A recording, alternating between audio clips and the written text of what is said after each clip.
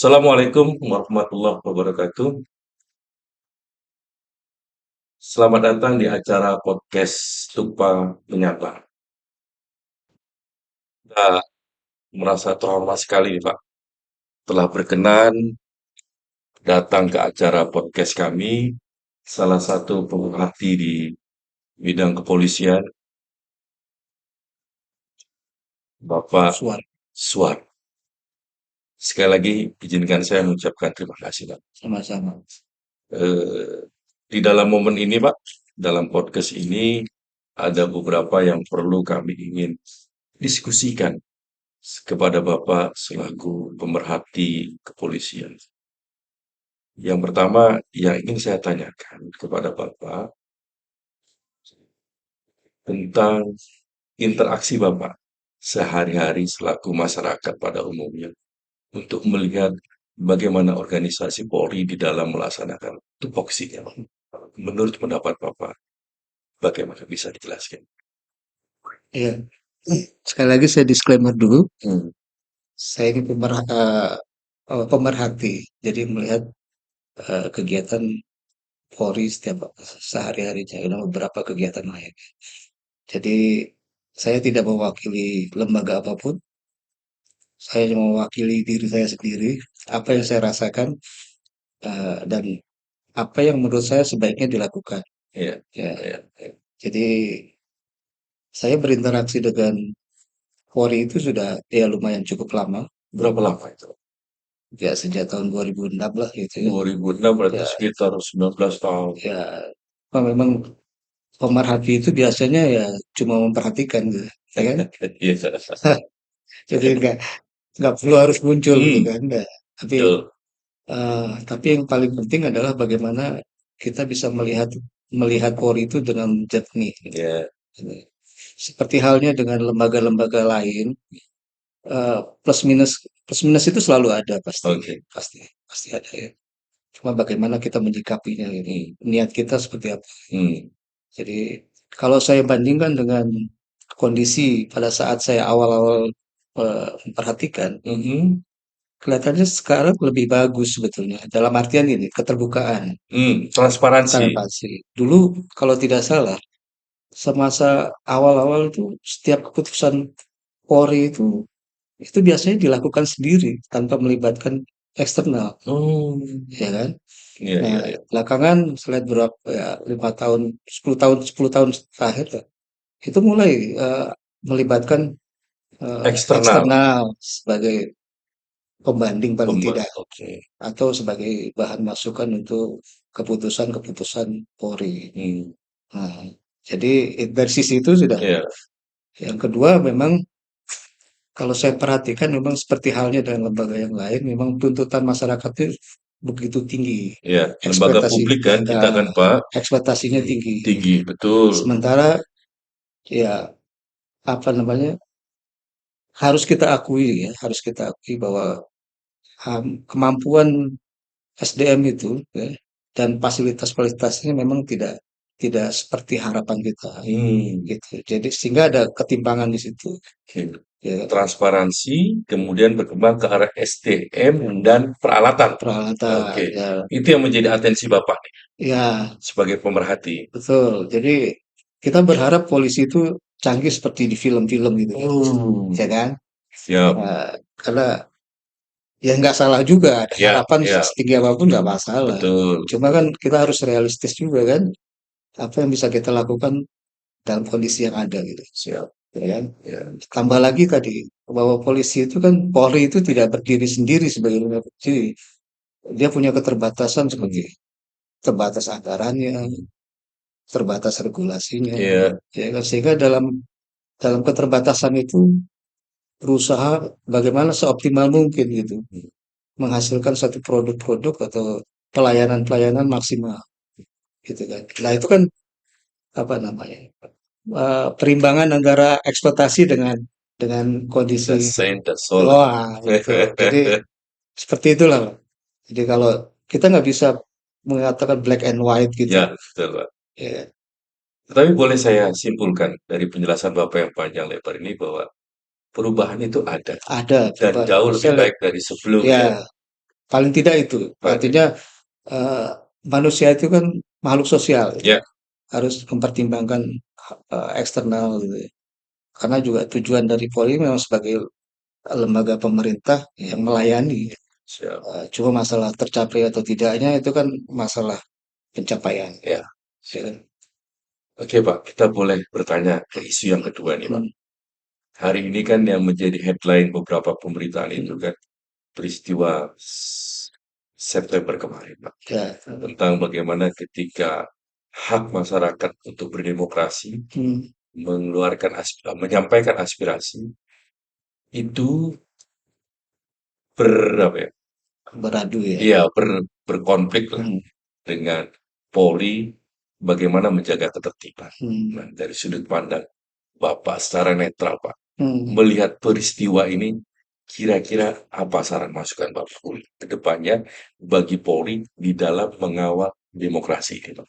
Ya, saya coba untuk memetakan dulu Ya, ya. oke, silakan. Jadi di satu sisi memang tugas Polri Ya, mengamankan apa namanya, mengamankan masyarakat secara umum ya. ya, Di sisi lain masyarakat punya hak juga menyampaikan, betul. ya kan, Demokrasi loh, Pak. demokrasi, ya kan. Betul. Nah, cuma kan kadang-kala dua kepentingan ini bertemu pada titik yang atau pada waktu yang tidak bersama, Boleh. Garis tipis, Pak. garis tipis, nah ya Iya, kan.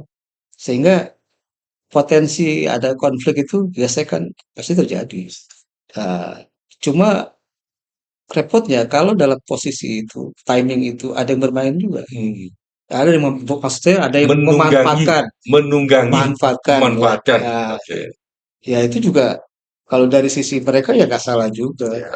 Cuma eh, kalau kondisi kita lagi sehat, ya, penyakit apapun bisa kita lawan. Ya. Tapi kalau kondisi kita lagi meriang, ya agak agak jadi hambatan juga gitu ya. Hmm. Gitu. Makanya barangkali solusinya ya cooling down, gitu ya. Artinya menahan diri dari semua pihak, baik masyarakatnya juga lewat edukasi atau Hmm. lewat sosialisasi, entah itu apa informasi yang dilakukan, Hmm. supaya masyarakat juga paham Hmm. bahwa apa yang dilakukan polisi itu memang sesuai tugasnya. Hmm. Lalu apakah polisi bikin aturan sendiri kan enggak? Yang bikin aturan kan pihak lain. Siap. Gitu. Jadi itu harus juga dipahami. Hmm.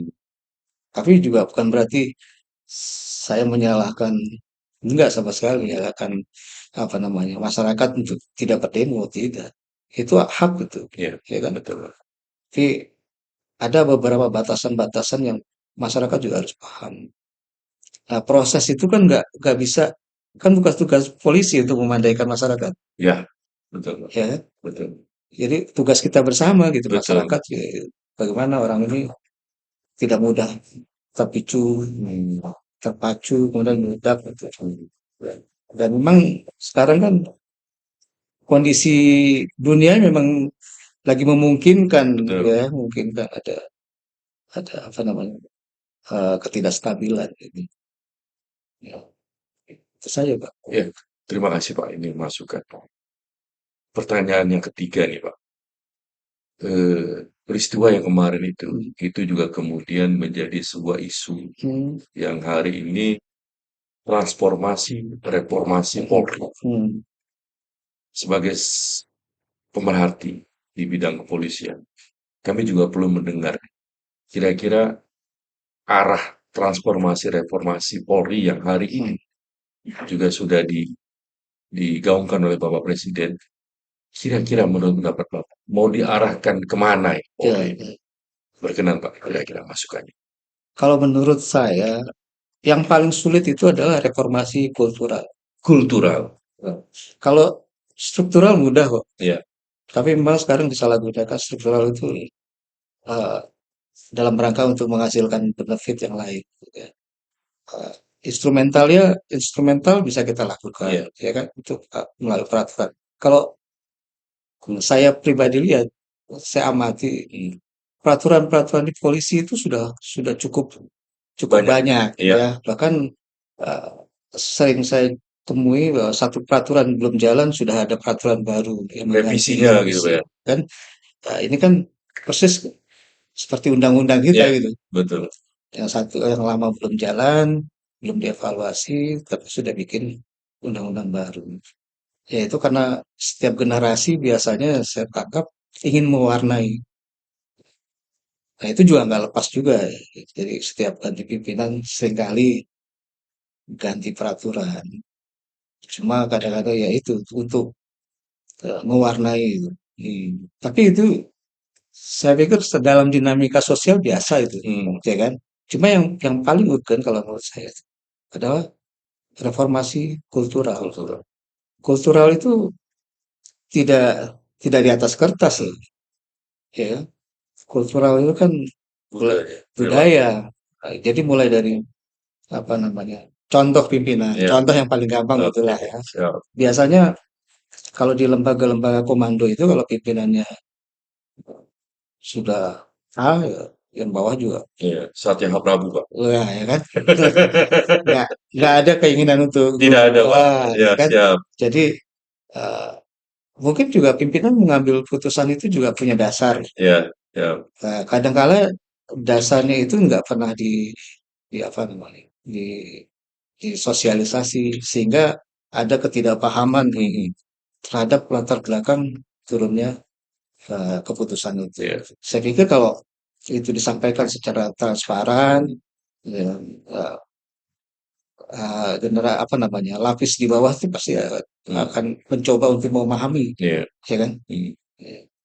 Jadi itu yang paling Iya. menurut saya paling Ini penting. relate nih, Bapak, ketika berbicara tentang transformasi reformasi ini menekankan kepada kultural ya. Hmm, Ini relate dengan apa yang hari ini Bapak hmm, berdiskusi di tempat hmm, lembaga pendidikan Polri loh Pak. hmm, hmm, Nah, ini kira-kira masukan apa nih Pak, khususnya kepada lembaga pendidikan Polri yang hari ini Bapak berkenan hmm, hmm, dihadirkan, diundang, hmm, itu di Stupa Pak. hmm, Stupa itu kan mendidik para brigadir hmm, Polri, kemudian disekolahkan di sini, ya kan? Kemudian besok dilantik menjadi Inspektur Polisi 2 Polri. Nah, kira-kira Pak, dari seluruh hal yang hari ini sudah berjalan, menurut kacamata Bapak, dan kaitannya dengan reformasi kultural tadi itu, di poin-poin mana Pak yang perlu harus ada penekanan? Oh ini baiknya seperti ini seperti ini. hmm. Berkenan Pak, kira-kira masukan. Jadi kalau berdasarkan data kan Hmm. terlihat bahwa dari 400 berapa 50 atau anggota Polri, Hmm. ya kan? Kurang lebih saya lupa itu 450 ribuan. 450 ribuan. Itu kan 70 sampai 80% Bintara, Betul, ya kan? Nah, betul. artinya apa?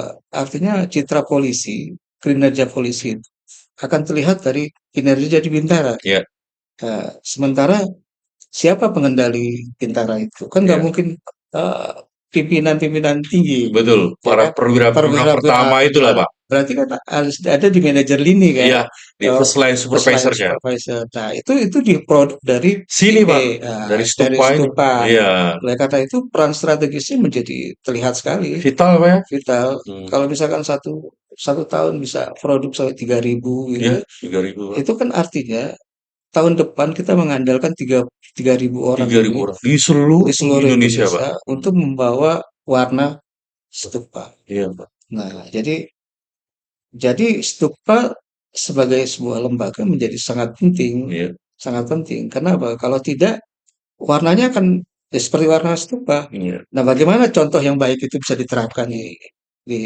seluruh Polri?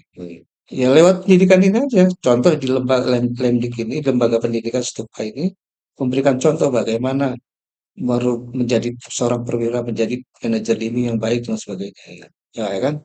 Dan up to date tentunya ya Hmm. kan.